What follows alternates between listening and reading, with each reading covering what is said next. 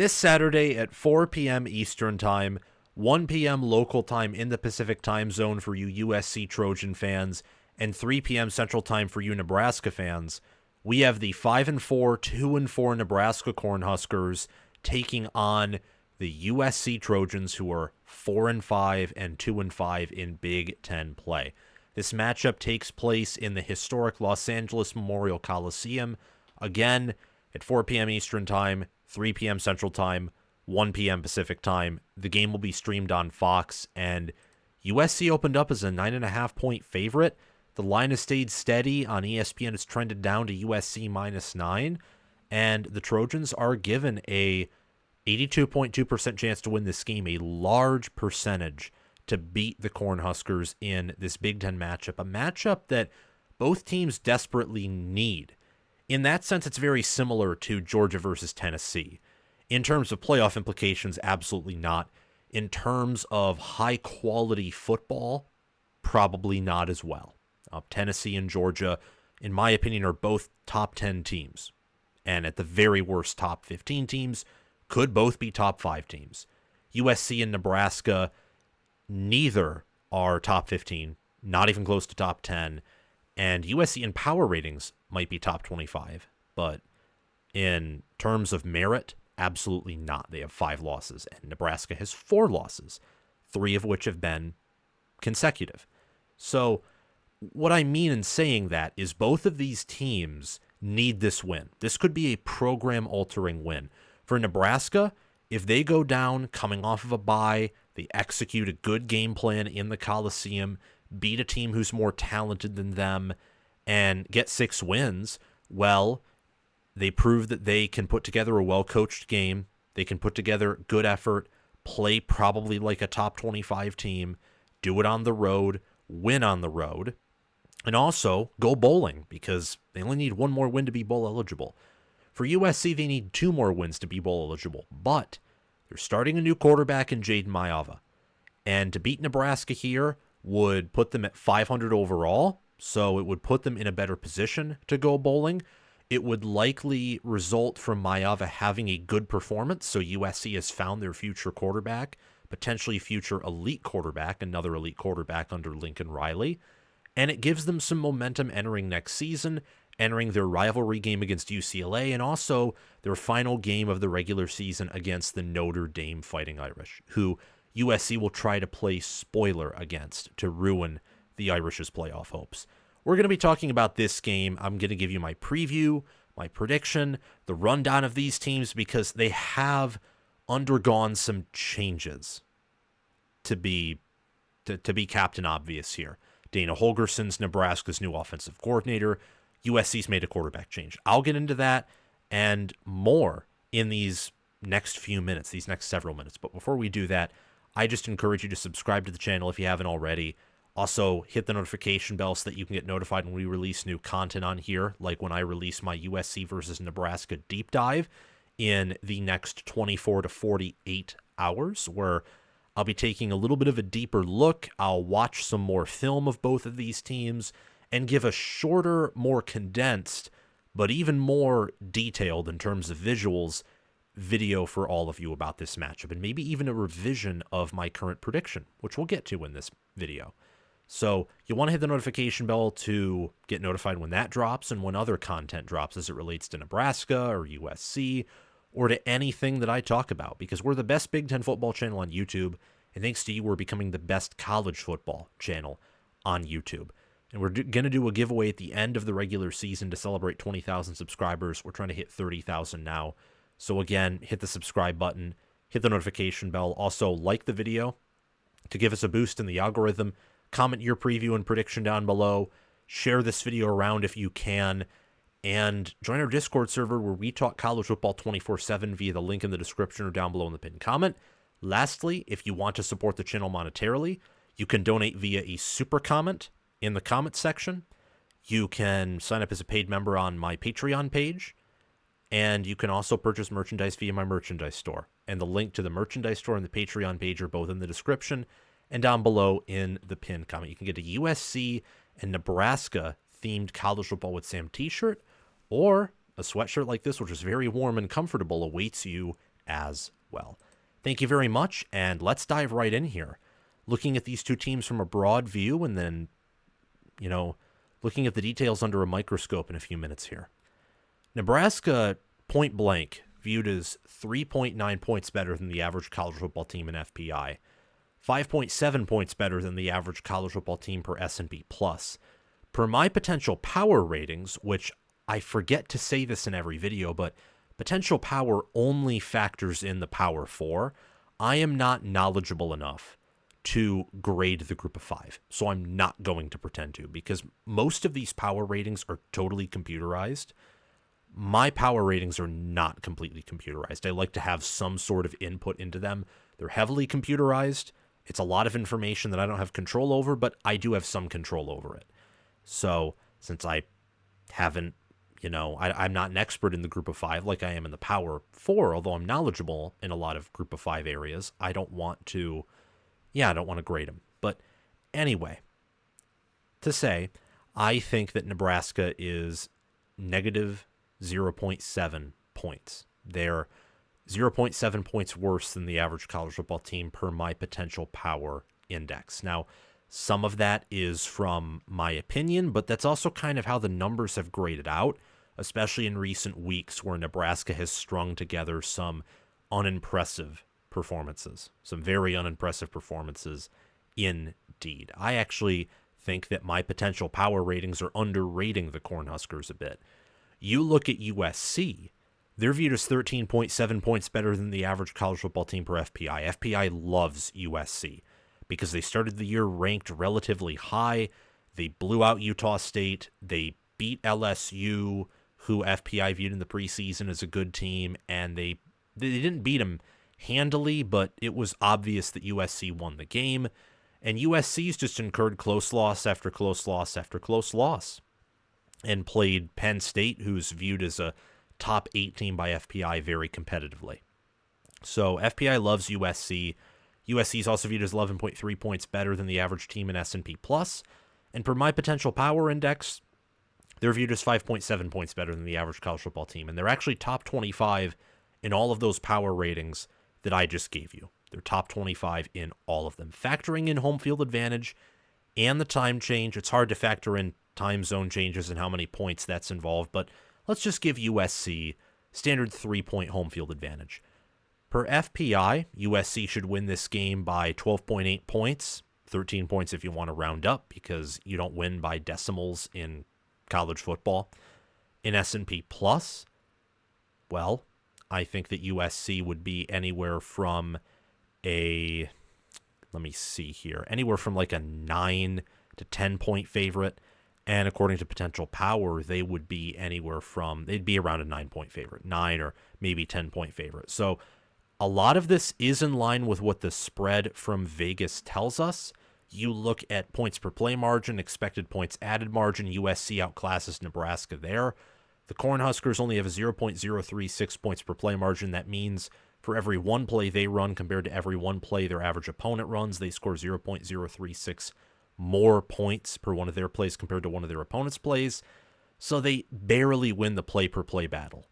USC more convincingly wins the play-per-play battle, but they've lost a lot of close games. They've actually lost some games, for example, like against Penn State, where they gained more yards per play, and in a certain sense did win they won the points per play battle over Penn State. Penn State just ran that many more plays. USC sort of fell apart toward the end of the game.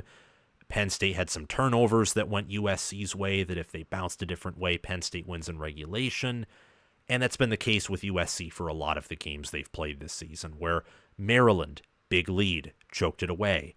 They were on Michigan's throat in the fourth quarter, couldn't take control, couldn't finish. Their expected points added margin is 0.133 compared to Nebraska's 0.079. So USC moves the ball better. They do a better job of stopping their opponents from moving the football. And yet, oh my goodness, they have one additional loss and one fewer win. That's how college football works. Sometimes the better team has the inferior record. The College Football Playoff Committee could learn a thing or two from that when comparing, let's say, BYU to Alabama or to Ole Miss. Or there are a variety of other scenarios that we could draw up here. Like Tennessee. Tennessee should not be ahead of Ole Miss. And maybe I sound like a hypocrite here in saying that I don't know if they should be ahead of Alabama. Despite the fact they beat Alabama head-to-head. It's more so, I don't know. I'm shooting things out here that I don't exactly have strong opinions on, just kind of brainstorming live while talking about this. But what Josh Pate says is a cliche because it's true. It may be annoying to say, but you are not what your record says you are. Not always. There are sometimes exceptions to that rule. There are sometimes teams that play weaker strength of schedule who seem to be puffed up, and you learn later that, oh, they're not puffed up. They're actually that good. Michigan last year is a perfect example of that. There are Ohio State teams who were like that. Like I think about kind of 2022 Ohio State. In hindsight, Notre Dame was not even close to a top 5 team that year. They lost to Marshall after losing to Ohio State. Penn State that season really peaked after their losses to Michigan and OSU. And we all found out how high their ceiling was when they played Georgia in the Peach Bowl and nearly won the national championship that year. And Georgia, in many of the years they won it all, they did not have like the same toughness that they faced this year in terms of strength of schedule. Nebraska's faced the 20th strength of schedule. USC's faced the 34th. A lot of that is the fact that Nebraska's played Ohio State, who's viewed as infinitely better than anyone USC's played. USC's toughest opponent has been Penn State, who they hosted. Nebraska played at Ohio State. USC leads Nebraska in game control, though. They're 28th in game control, and the Cornhuskers are 37th. I think that the critical matchup here is Nebraska's passing offense against USC's defense. USC's had a problem getting to the quarterback, finishing their pressures. And Nebraska has had an issue of wide receiver chemistry, of downfield blocking, of connecting the dots on offense, specifically in the passing offense. They're sort of disheveled on offense, especially passing the football. That's why they brought in Dana Holgorsen shortly after bringing him in, named him the offensive coordinator, demoted Marcus Satterfield, who I have no doubts about it, and no Nebraska person does, that he'll be fired at the end of the season. They had to make that type of change, and over the bye week was the perfect time to do it. USC made some hefty changes, not over their bye week, but in the 2024 preseason, firing Alex Grinch, much of the assistant staff, and bringing in Eric Henderson, Matt Entz, Doug Belk, and D'Anton Lynn, bringing in elite assistants and an elite defensive coordinator. So not entirely similar because USC's had a lot more time to fix their issues on defense, but both of these sides of the ball are similar in the sense that their rosters are probably more disheveled and in a worse place than their coordinator is, and for USC, certainly more so than their assistants are.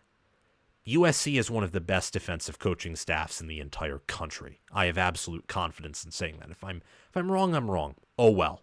I mean, I thought Georgia would win it all. Same with a lot of people. They might miss the college football playoff. I thought Michigan would make the playoff. No. I thought that Penn State would beat Ohio State. No. I thought Ohio State would beat Oregon. No. And yeah, you can go on and on and on. A lot of college football analysts who are honest can go on and on and on about how much stuff they get wrong. But USC has an elite defensive staff, I think. Nebraska does not have an elite offensive staff, but Dana Holgorsen has a good reputation. He's a better play caller and a better offensive coordinator than Marcus Satterfield is. And with his expertise and his experience, I can guarantee you he can come up with a good game plan against USC in about a week. I bet you he is one of those people who can do that. And I think that Donovan Raiola is the best O-line coach Nebraska's had in quite some time. Same with their running backs coach. Their tight ends are well coached. I think that this is an intriguing battle between two staffs who don't necessarily have the rosters to do what they want to do. Will Nebraska be able to functionally run a high-powered air raid? Probably not. But Dana Holgerson will have to find a way for this offense to move against USC's defense. Can USC run that 4-2-5 Ravens-style defense that Jesse Minter did at Michigan, or that Mike McDonald did at Michigan, or with the Ravens, and that D'Anton Lynn ran at UCLA? Can they do that? I don't think so. Not to the full degree, but they're going to have to come up with a game plan to stop Nebraska's offense. This is the critical matchup here. Of course, there's also Jaden Mayava starting and playing against a Tony White defense that one day is all the way up here and the other day is just completely in the basement and in the septic system. But I think this is the most intriguing matchup because I think that Nebraska is much stronger on defense than they are on offense, even with some of their defensive struggles.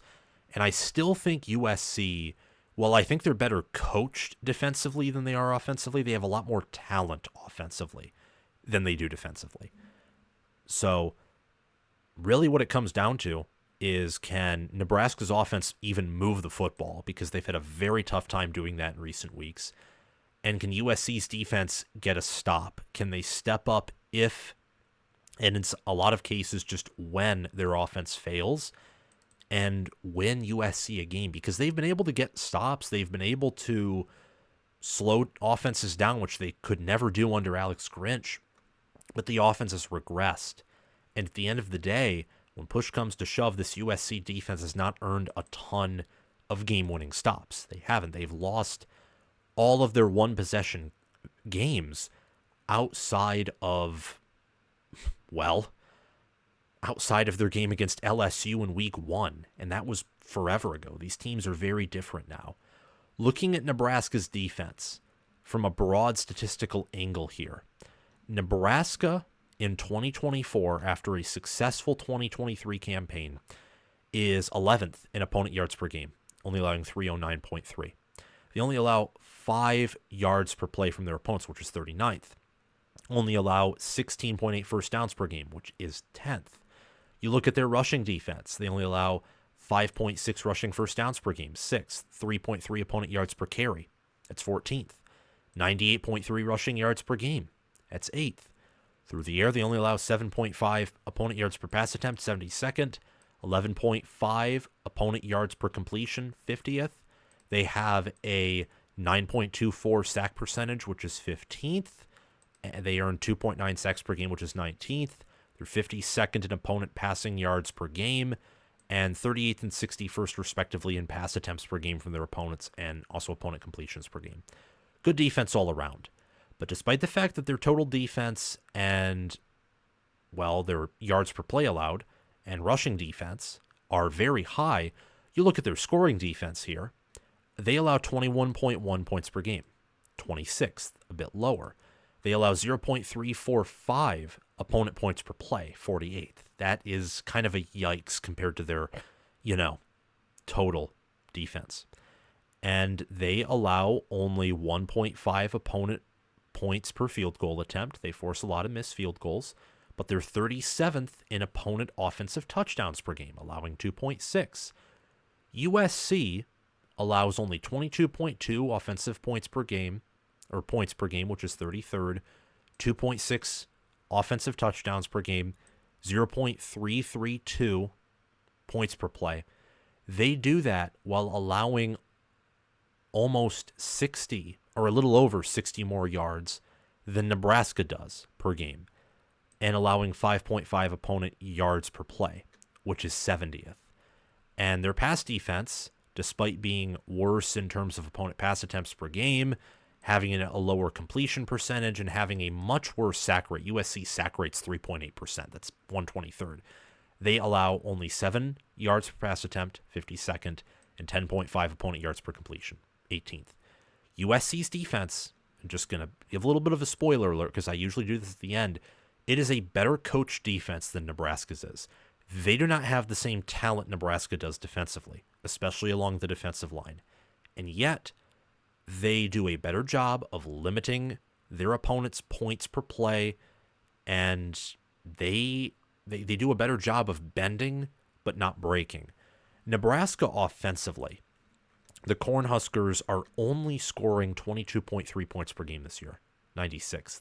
And they're only scoring 0.308 points per play, which is 102nd. You look at their passing offense, and in rushing, they only average 3.4 yards per carry, which is a pathetic 111th.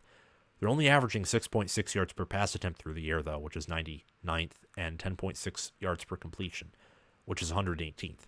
The passing offense is dangerously converging with the 2023 passing offense, which was a complete disaster, especially later in the season and earlier in the year, September and November, as we all know. Speaking of these offenses, bless me there, I would take Nebraska at tight end with Fedoni, but I would take USC's quarterback, their running back room, their wide receiver talent, and yes, their offensive line. This USC offense is better than this Nebraska offense, even with the coordinator upgrade.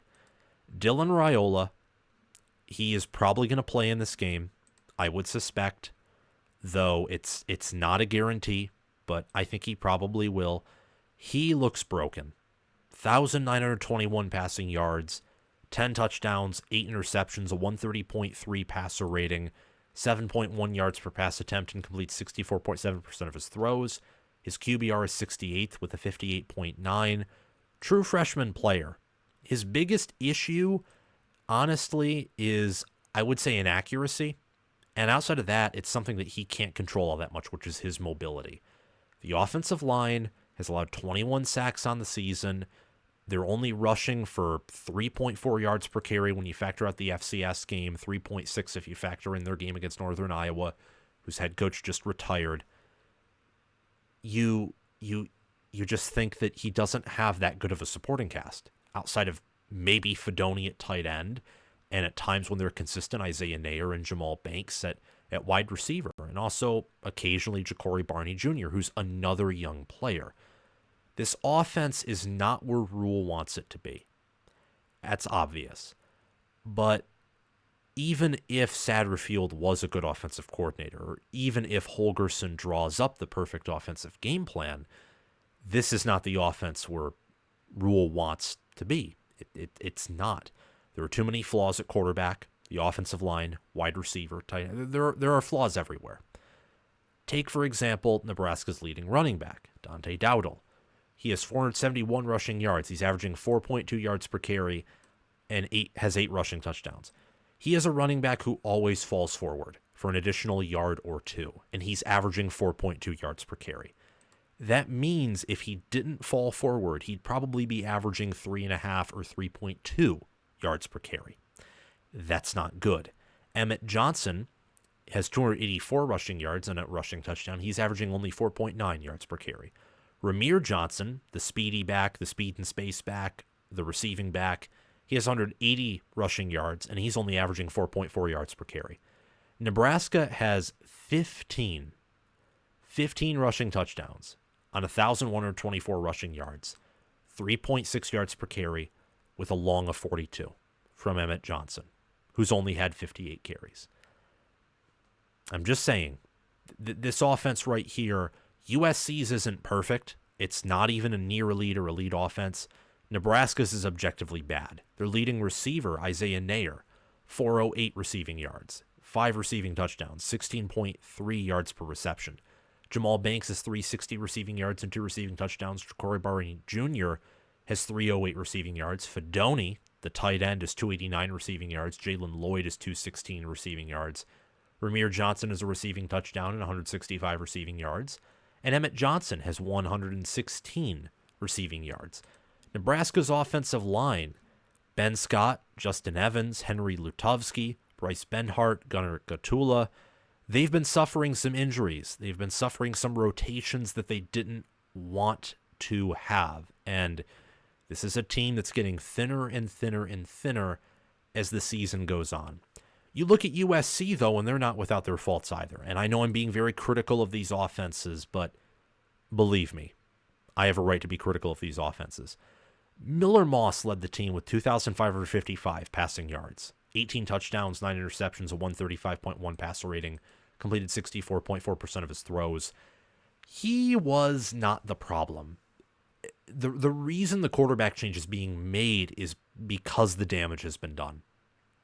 And also because of the poor roster management that USC underwent in the preseason, not just failing to get good defensive tackles, good defensive linemen that really would have helped this defense, but also failing to add offensive line depth. Well, quarterback mobility really helps that. And Jaden Maiava, only 66 passing yards on the season, 27 rushing yards. But look at his 2023 statistics when he was the starter for UNLV. He had 3,085 passing yards, 17 touchdowns, 10 interceptions, averaged 8.7 yards per pass attempt. He had 277 rushing yards, 3 rushing touchdowns, 3.8 yards per carry. He incurred 11 sacks. Now, relative to the group of 5, UNLV may have a better supporting cast than USC does to the Power 4. But Maiava, I think, gives them mobility. He gives them a little bit more upside than what Miller Moss has, and he's also fresh.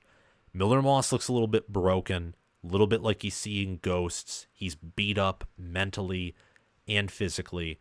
And Maiava better fits what Riley wants to do offensively than Moss. I mean, Moss is a pro-style QB.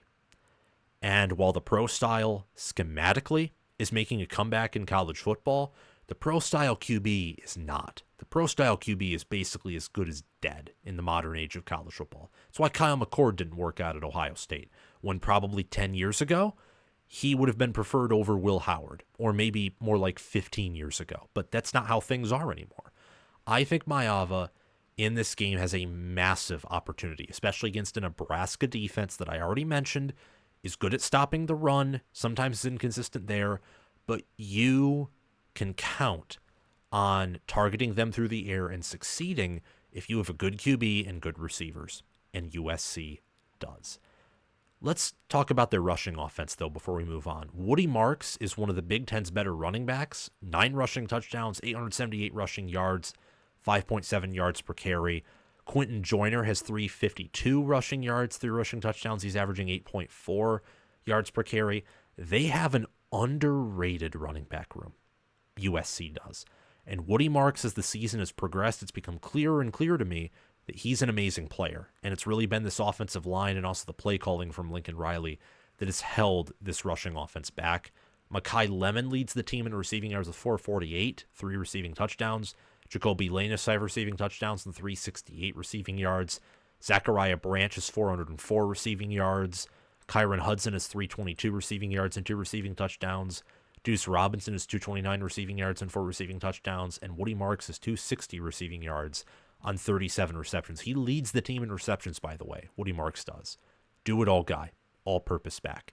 This is a deep receiver room, but no one has exactly stepped up, and I think that's more on the coaching staff than it is on these players, especially Lincoln Riley, who I think ever since he's gotten to USC hasn't called the offense that fits what he wants to do the best. He's been a little bit too pass-happy at USC, and I can understand why, but that's something that has to change even in a game like this against Nebraska, where UCLA and Indiana have shown you if you do it right, you can run the football on these guys. I would still take Nebraska's defense everywhere, position by position, on the field. Again, we'll get into the coaching staff in a few minutes where I actually want to spend some time there. But this is just going to be very quick. I think we all have a good idea of who USC is on defense and who Nebraska is on defense. I would take Jamari Butler, Nash Hutmacher, Ty Robinson, MJ Sherman, Mekhi Gabayer, John Bullock, Sear Wright, Deshaun Singleton, Marcus Buford Jr., Malcolm Hartzog, Isaac Gifford, and Tommy Hill over USC's Braylon Shelby, Gavin Meyer, Nate Clifton, Jamil Muhammad, Mason Cobb, Easton Mascarenas Arnold, Jacoby Covington, Akili Arnold, Kamari Ramsey, Jalen Smith, and Greedy Vance Jr. USC's incurred injuries. They've incurred some red shirts. This is a unit that gets thinner and thinner and thinner. It's like Nebraska's offense. It gets thinner and thinner every game. And you can see that in their game results, where despite the fact that the schedule has gotten easier, the defensive performance has actually regressed as the season has gone, just very slightly. This is still a very well-coached defense. USC in the season only has 13 sacks. It's something that Grinch was better at than the staff was earning sacks, but I think that was more so because of the talent, not because of the coaching, where I think Grinch was a Brian Ferentz level coordinator.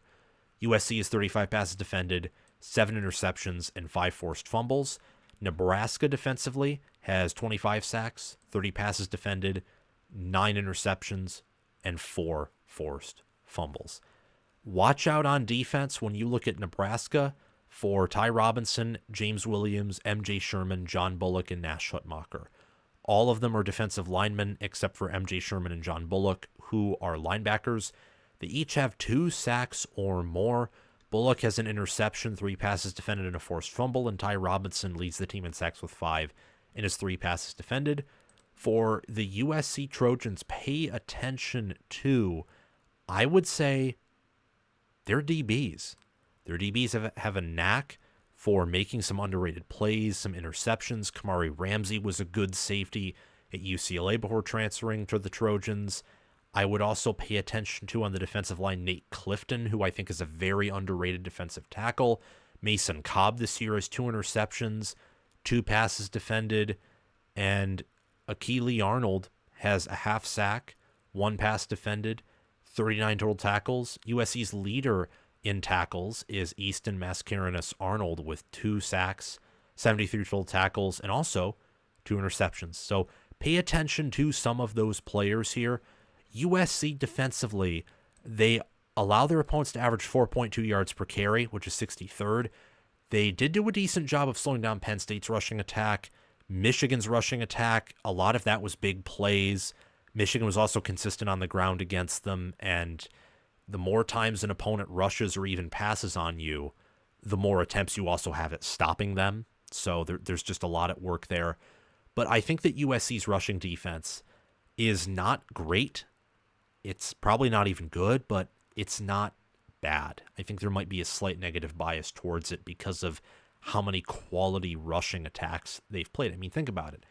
Kyle Monangai for Rutgers, Jonah Coleman for Washington, Kalel Mullings for Michigan before Michigan's offensive line completely broke down, Nicholas Singleton and Katron Allen for Penn State. You look at Wisconsin, Tawi Walker, and then Ches Malusi. Oh, also Minnesota's Darius Taylor, a player who I really admire. 6 quality rushing threats USC has played. Nebraska has faced Indiana. They played Ohio State, did a very good job against them. UCLA is anything but a quality rushing attack, and they handily ran the ball on Nebraska, though they also did on Iowa. But in hindsight, Iowa through multiple games has done a pretty poor job at stopping the run. USC, when you look at their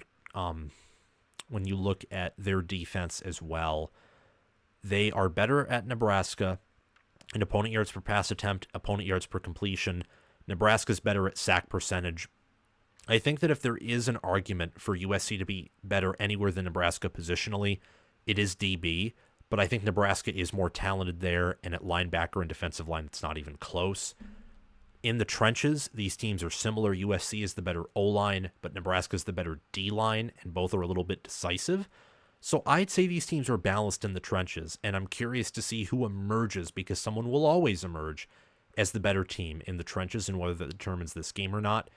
I do think USC is the better special teams unit, though, and in a game like this, that could be the breaking point for either of these two rosters. I think Nebraska's better conditioned for Big Ten play. I think that Nebraska is a team that right now is more physical than USC. I do believe that. But USC is catching up to the Big Ten in terms of physicality, and I think USC right now, offensively, is better, staff-wise. Dana Holgerson's an upgrade. He is over Marcus Satterfield, but Lincoln Riley's still calling plays. And I do think that Lincoln Riley is a good play caller still. Not exactly who he once was, but still good. And their assistants, I think, outside of their offensive line coach, are pretty solid as well. Defensively, USC is one of the best defensive coaching staffs in the country. Nebraska, not too far behind, but far behind enough to where I would favor USC. I think the real push here is head coach, where there are different types of head coaches. I think Matt Rule has more so embraced his CEO role than Lincoln Riley has. Matt Rule doesn't call plays. Matt Rule doesn't get involved, I think, in a whole lot, in terms of play calling. He's a manager. He wants to make sure that he has the pulse on his team all the time. I think part of it's the reason why he made such a move to Dana Holgorsen. Like when he figured out through a few games, hey, my offense is not functioning at the rate that it could, compared to Lincoln Riley, who I think was somewhat so deep in his play calling, perhaps, that he didn't fire Alex Grinch when he needed to. I think Rule is a better businessman and a better CEO than Riley is. But I do think Riley's a much better tactician. And I think on a game-per-game basis, if I were facing the most talented team in the country and I had 2 weeks to prepare for that team, I would rather have Lincoln Riley prepare that team to pull off an upset than Matt Rule to pull off an upset. So there's two different angles to take this. Therefore, I'm going to make it a push. I do think that these coaches are relatively equal.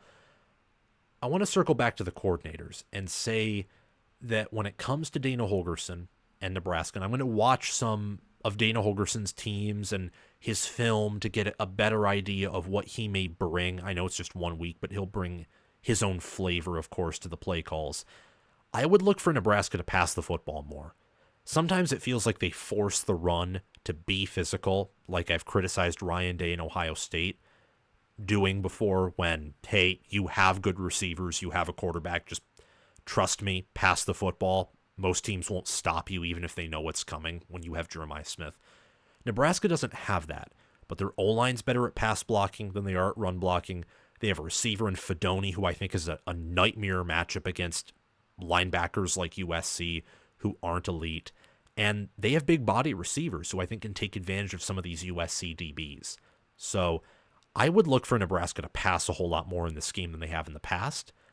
For USC at quarterback, I would look for Lincoln Riley to run the quarterback a fair amount. I don't know if he will, but I would get the sense that he would, because that's the biggest thing that separates Jaden Maiava from Miller Moss. And I actually think that's the reason why they're starting Maiava over Moss, just intuitively. Moss has been the starter for so long, and he was clearly the starter in spring camp, named the starter in the preseason, because he was more familiar with the playbook, and also because I think he was just a better quarterback in practice and also in the playing time that we saw when he was at USC last season, especially in the bowl game. But Maiava has the ability to use his legs, to escape the pocket, to make plays that are more similar to what Caleb Williams could do compared to what Miller Moss can do. USC needs a new start. They need explosivity. They need to drive the defenses that they are going to face mad. They need a straw that can break the camel's back, that can both open up their offense in a variety of ways and crush the morale of opposing defenses. A quarterback with legs can do that. I mean, think of Jalen Milroe. Jalen Milroe, it was the same thing with Justin Fields at Ohio State. You couldn't stop them when they were functioning at peak capacity. And college Fields is better than college Milroe. But anyway,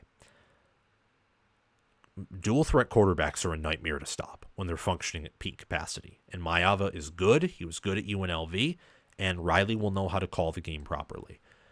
Don't want to take too much longer because we've already spent a lot of time here. But my prediction is that USC covers the 9.5 point spread and they win 31-17.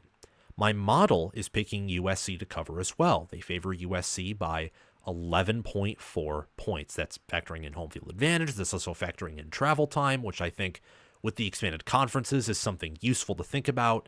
Like, how does time zone change affect different teams? It's something that the NFL has used. It's something that college football is now going to have to use.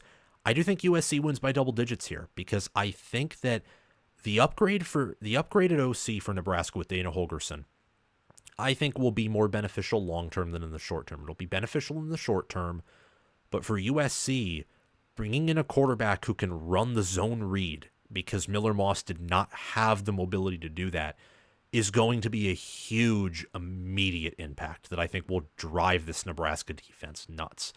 Like, oh, I'm going to hand it off to Woody Marks, who always gets 3 or 4 yards per carry. No, you're going to crash on him. I'm going to pull it out, and I'm going to take it for a first down. That's going to be confusing to a Nebraska defense that honestly, for much of the season, has not faced a quarterback who can execute the zone read all that effectively. Shedeur Sanders, not, I mean, he could be very mobile. He could be a dual threader, but he doesn't want to use his legs. You look at Curtis Rourke, pro-style quarterback as you can get. Will Howard barely ran the football. Barely against Nebraska. In fact, it felt like the staff in hindsight was preventing him and telling him, do not run it because we want to say, do not run the zone read because we want to save this for Penn State. And then UCLA, Ethan Garbers has some mobility, but a lot of his runs were on scrambles. A lot of his gains were. This is different. I think USC will give Nebraska issues defensively, and I think they'll give them issues offensively even more so. So I have USC covering and winning 31-17. Could see Nebraska winning this, though, because these teams can't win a close game. They can't win to save their lives. And especially when it comes to Lincoln Riley, his job security in this game, I think, is in jeopardy. Matt Rule, I can't say the same there. I mean, the pressure's on for both of these coaches. But make no mistake about it, if USC misses a bowl game this year, Riley might be gone by the end of the year, or more likely, he'll be on the hot seat entering 2025. Thank you all so much for watching. So do you remember to like, subscribe, hit the notification bell, and comment your thoughts down below. Thanks to Crash2488, Brasco Rascal, and Colonel OH for being Heisman members. Thanks to Chris Lane, Ismar, and Tyler Nye for being All-American members. Thanks to John Lynn, Roaming Gnome, Matthew Sale, Austin Christmas, Joshua Jorgensen for being all-conference members. Have a great day, everyone. Make sure to check out my merchandise store, Patreon page, and Discord server via the link in the description right down below in the pinned comment. Have a great day, everyone. Go Trojans and go Huskers.